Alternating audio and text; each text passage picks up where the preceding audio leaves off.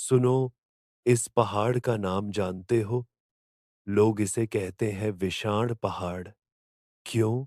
क्योंकि इसके शिखर पर है एक प्राचीन मंदिर, नरसिंह भगवान का मंदिर। लेकिन अब वो मंदिर खंडहर बन चुका है। चारों तरफ झाड़, झंखाड़, टूटी दीवारें और काले पत्थर। कोई भी वहां नहीं जाता। सालों से, दशकों से, 100 साल पहले तस्वीर बिल्कुल अलग थी।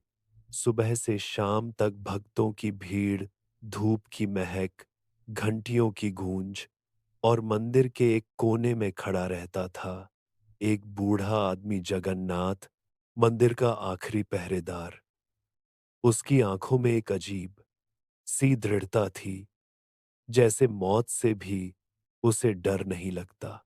जगन्नाथ का परिवार पीढ़ियों से इस मंदिर की रक्षा करता आया था। बचपन में उसके दादाजी ने उससे कहा था, याद रखना बेटा, नरसिंह भगवान सिर्फ भक्तों की रक्षा नहीं करते, वो पापियों को दंड भी देते हैं।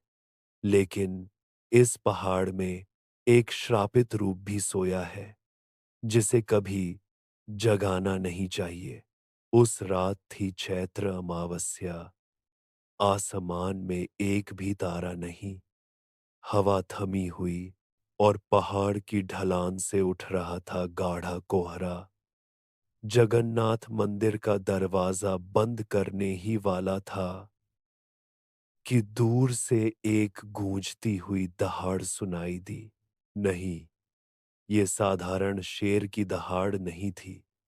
इसमें इंसान का क्रोध, जानवर की हिंस्रता और किसी अंधेरी ताकत की गंध थी। जगन्नाथ लालटेन लेकर बाहर निकला। मध्यम रोशनी में उसने देखा कोहरे में हिलती एक विशाल परछाई।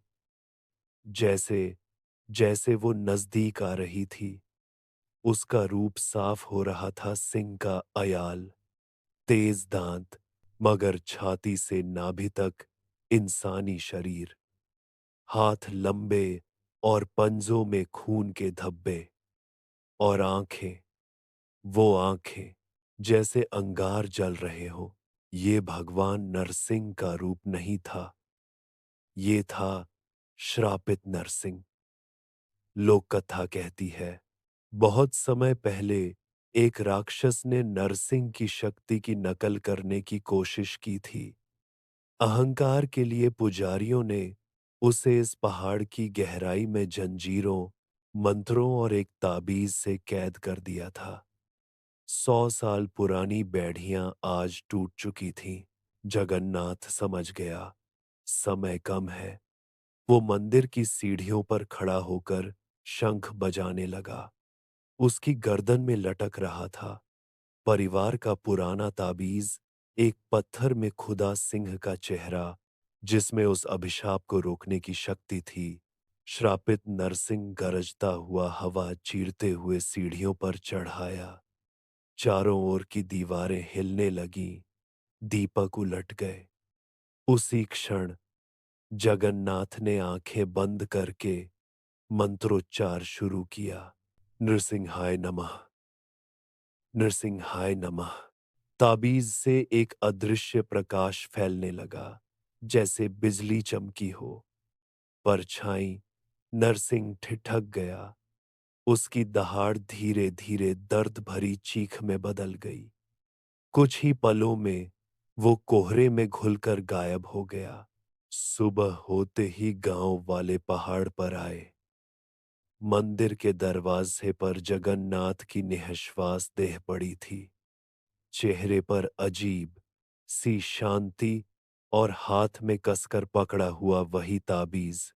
उस दिन से कोई भी विषाण पहाड़ पर नहीं चढ़ता।